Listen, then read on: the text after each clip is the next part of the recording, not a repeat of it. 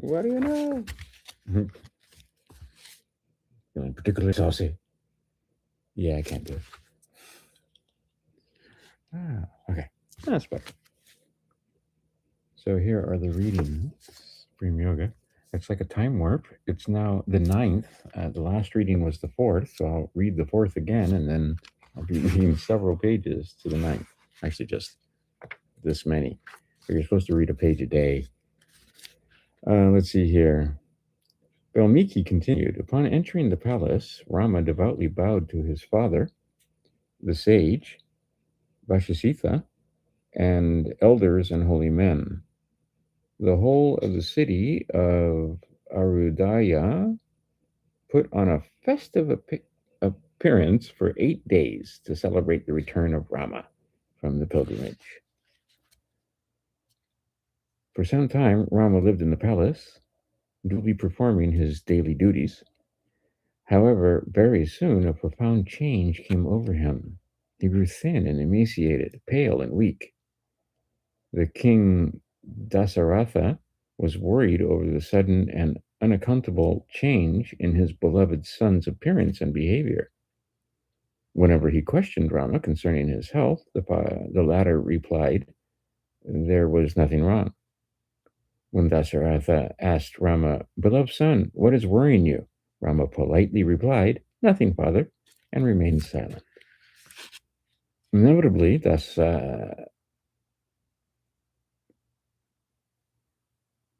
Dasaratha turned to the sage Vasisitha for the answers. The sage, notice how it says for the answers.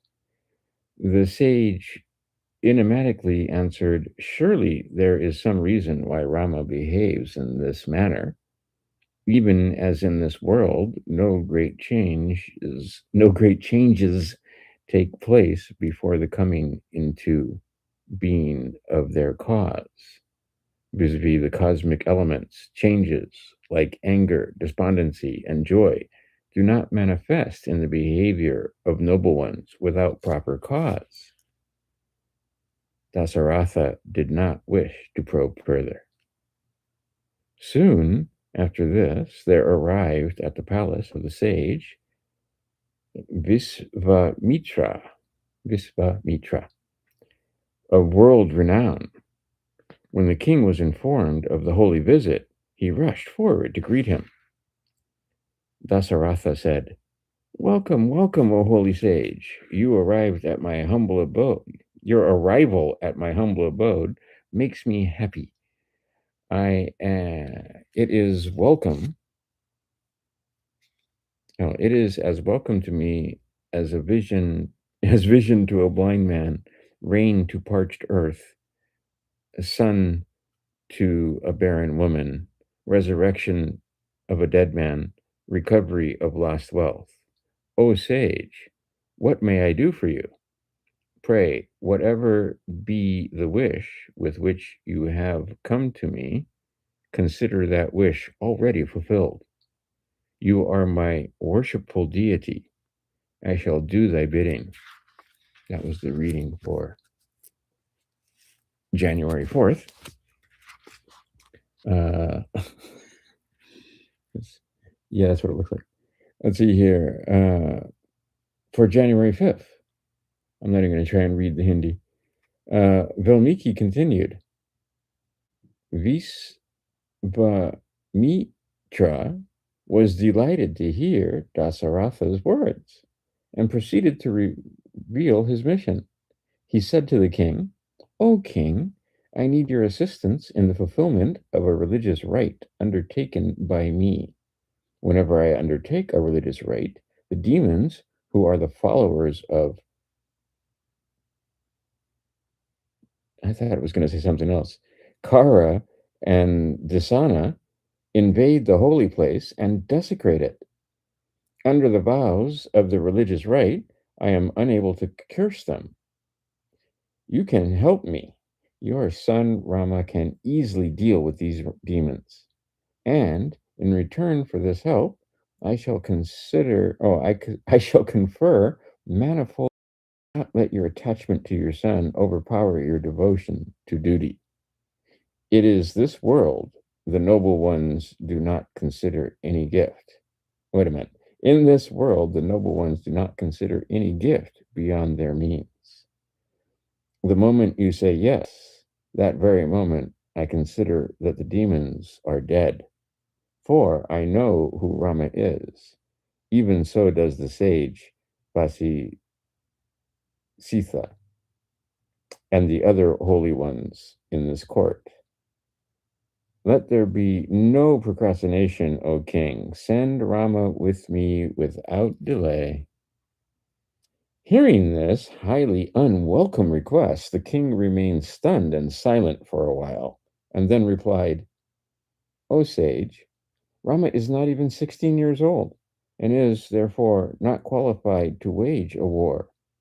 He has not even seen a combat except what goes on in the inner apartment of the palace. Command me to accompany you. Command my vast army to accompany you to exterminate the demons. But I cannot part with Rama. It is not natural for all.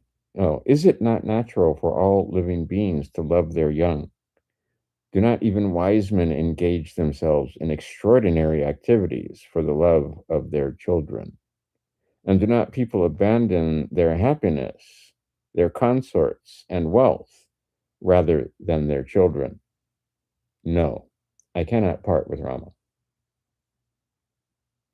I have heard of the might. I have heard of the might demon Ravana. Is he the one that causes disturbance in your religious rite? In that case, nothing can be done to help you, for I know that even the gods are powerless against him. Time and again, such powerful beings are born on this earth, and in time they leave the stage of this world. I'm going to read that one more time. Time and again, such powerful beings are born on this earth, and in time they leave the stage of this world. Visvamitra was angry. Seeing this, the sage Vasisitha intervened and persuaded the king not to back out on his promise, but to send Rama with Visvamitra. O king, it is unworthy of you to go back on your promise. A king should be an exemplar of righteous conduct. Rama is safe in the care of Visvamitra, who is extremely powerful and who has numerous invincible missiles. The reading for January 5th. This book's so much fun. Valmiki continued. See, because Valmiki is telling you a story, right? In obedience to the wishes of the preceptor Vasisitha, the king Dasaratha ordered an attendant to fetch Rama. Oh, by the way, this is the reading for January 6th. The attendant returned and announced that Rama would follow in a minute, and added, "The prince seems to be dejected, and he shuns company." Bewildered by this statement, Dasaratha turned to Rama's chamberlain and wished to know the facts concerning Rama's state of mind and health. The chamberlain was visibly distressed, and he said, "Lord, since his return from the pilgrimage, a great change has come over the prince. He does not seem to be interested even in bathing and in the worship of the deity. He does not enjoy the company of the people in the inner apartments.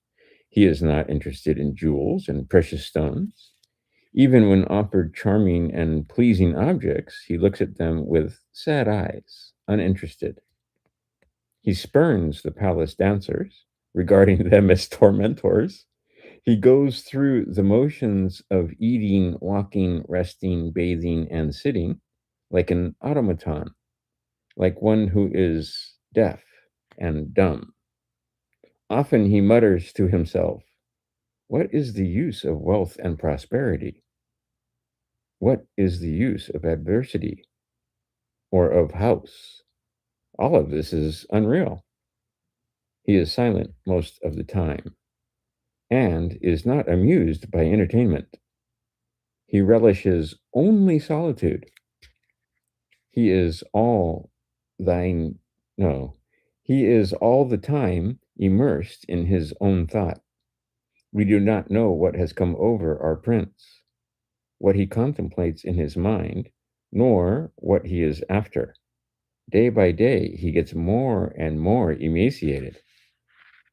Again and again, he sings to himself, "Alas, we are dissipating our life in various ways instead of striving to reach the supreme.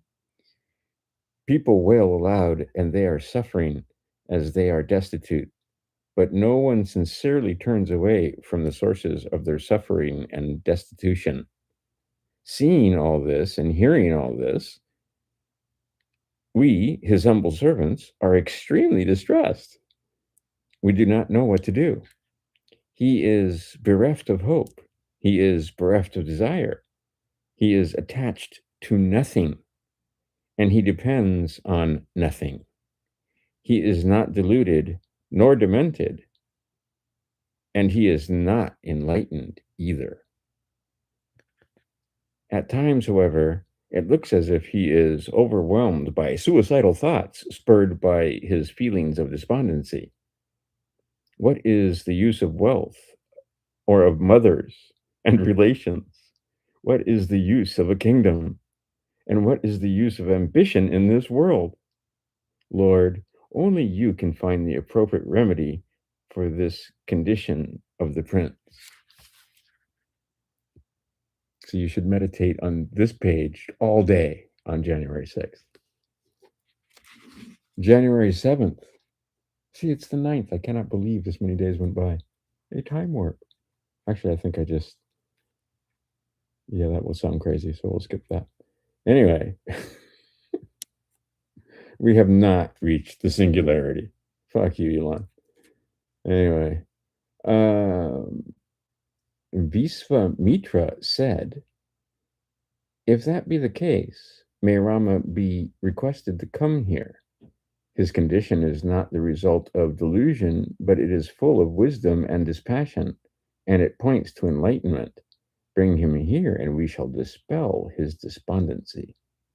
Valmiki said, "Thereupon the king urged the chamberlain to invite Rama to the court. In the meantime, Rama himself got ready to meet his father. Even from a distance, he saw and saluted his father and the sages, and they saw that though young, his face shone with the peace of maturity. He bowed to the feet of the king, who embraced him, lifted him up, and said to him, 'What makes you so sad, my son? Dejection is an open invitation to a host of miseries.' The sages Vasisita and Visvamitra concurred with the king. Rama said, 'Holy sir, I shall duly answer your question. I grew up happily in my father's abode. I was instructed by worthy teachers. Recently, I went on a pilgrimage. During this period, a trend of thought has taken hold of me, robbing me of all hope in this world. My heart begins to question, what do people call happiness, and can it be had in the ever-changing objects of this world? All beings in this world take birth but to die, and they die to be born. I do not perceive any meaning in these transient phenomena, which are the roots of suffering and sin. Unrelated beings come together, and the mind conjures up a relationship between them. Everything in this world is dependent upon the mind, upon one's mental attitude.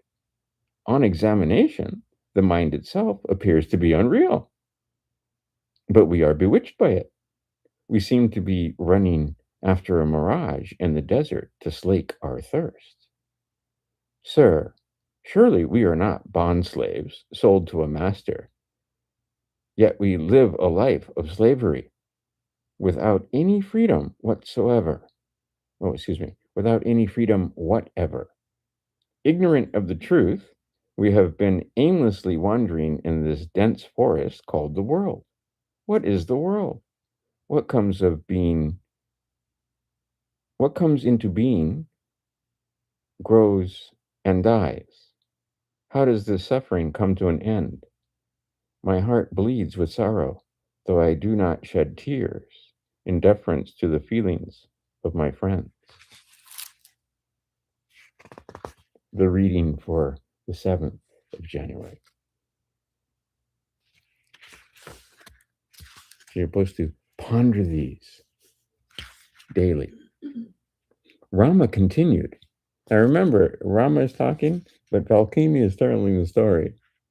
Or excuse me, Valmiki is telling the story. 8th January, yesterday's reading. Rama continued.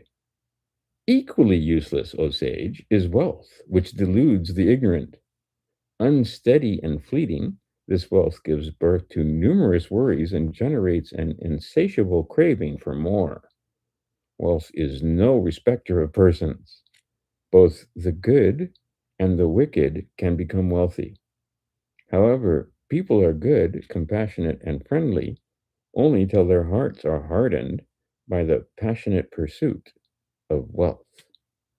Wealth taints the heart, even of the wise scholar. A hero, a man of gratitude, and a dexterous and soft-spoken person. Wealth and happiness do not dwell together. Rare is that wealthy man who does not have rivals and enemies who scandalize him. To the lotus of right action, wealth is the night. To the white lotus of sorrow, it is the moonlight. To the lamp of clear insight, it is the wind. To the wave of enmity, it is the flood. To the cloud of confusion, it is the favorable wind. To the poison of despondency, it is the aggravating agent. It is like the serpent of evil thoughts, and it adds fear to one's distress. It is the destructive snowfall to the creeper of dispassion. It is the nightfall to the owl of evil desires. It is the eclipse of the moon of wisdom. It is the presence a person's good nature shrivels. In its presence, a person's good nature shrivels. Indeed, wealth seeks him who has already been chosen by death. Even so is the lifespan. O sage, its duration is like that of a water droplet on a leaf. The lifespan is fruitful only to those who have self-knowledge. We may encompass the wind, we may break up space, we may string waves into a garland, but we cannot pin our faith on the lifespan. Man vainly seeks to extend his lifespan, and thereby he earns more sorrow and extends the period of suffering. Only he lives who strives to gain self-knowledge, which alone is worth gaining in this world, thereby putting an end to future births. Others exist here like donkeys. To the unwise, knowledge of Scripture is a burden. To one who is full of desires, even wisdom is a burden.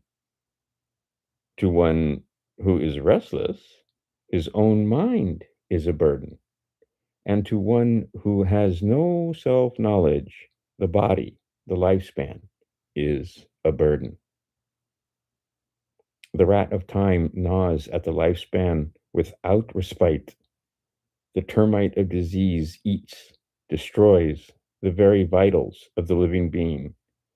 Just as a cat intent on catching a rat looks at it with great alertness and readiness, death is ever keeping a watch over this lifespan. The reading for January 8th. I'll read the bolded part once again. See, every chapter, every page has the bolded. So anyway, let me read the bolded part again. To the unwise, knowledge of scriptures is a burden. To one who is full of desires, even wisdom is a burden. To one who is restless, his own mind is a burden.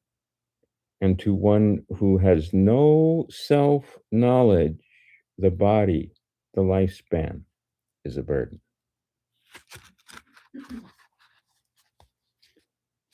That was the reading for January 8th. Take care of the body. You have to take care of the body. And it becomes a serious endeavor after 6 decades. Rama continued, Holy Sir, I am bewildered and scared when I contemplate the coming into being of the dreadful enemy of wisdom known as egotism. It comes into being in the darkness of ignorance and flourishes in ignorance. It generates endless sinful tendencies and sinful actions. All suffering surely revolves around egotism. And in parentheses, it is the I who suffers, and that I is capitalized, by the way. And egotism is the sole cause of mental distress. I feel that egotism is my worst disease, with an exclamation point. Spreading the net of worldly objects of pleasure, it is the egotism that traps living beings. Indeed, all the terrible calamities in this world are born of egotism. Egotism eclipses self control, destroys virtue, and dissipates equanimity. Giving up the egotistic notion that I am Rama and giving up all desires, I wish to rest in the self. I realize that whatever I have done with an egotistic notion is vain. Not egotism alone, non-egotism alone is truth. When I am under the influence of egotism, I am unhappy. When I am free from egotism, I am happy. Egotism promotes cravings. Without it, they perish. It is this egotism alone, without rhyme or reason, that has spread the net of family and social relationships to catch the unwary soul. I think I am free from egotism, yet I am miserable. Pray, enlighten me. Bereft of grace earned through the service of the holy ones, the impure mind stuff remains restless in the wind. It is dissatisfied, and whatever it gets and grows more, it is dissatisfied with whatever it gets and grows more and more restless by the day.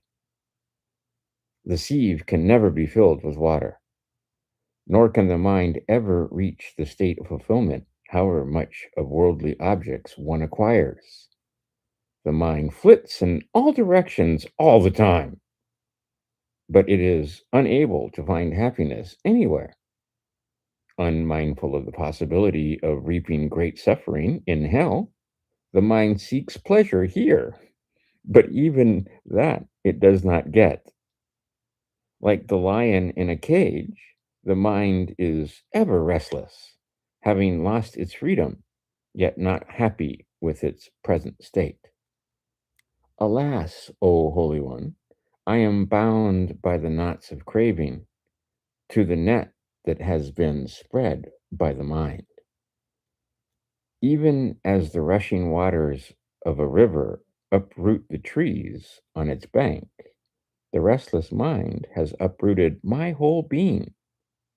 I am being wafted like a dry leaf in the wind by the mind.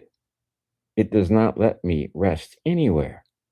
It is this mind alone which is the cause of all objects in the world. The three worlds exist because of the mind stuff. When the mind vanishes, the worlds vanish too. The reading for January 9th, and I'll read the bold part again. It is the very last line. It is this mind alone which is the cause of all objects in the world. The three worlds exist because of the mind stuff. When the mind vanishes, the worlds vanish too. I know that's crazy talk, even though it's written in scripture that there's more than one world and multiple timelines. They work hard to make sure you don't remember your dreams. Anyway, that was the reading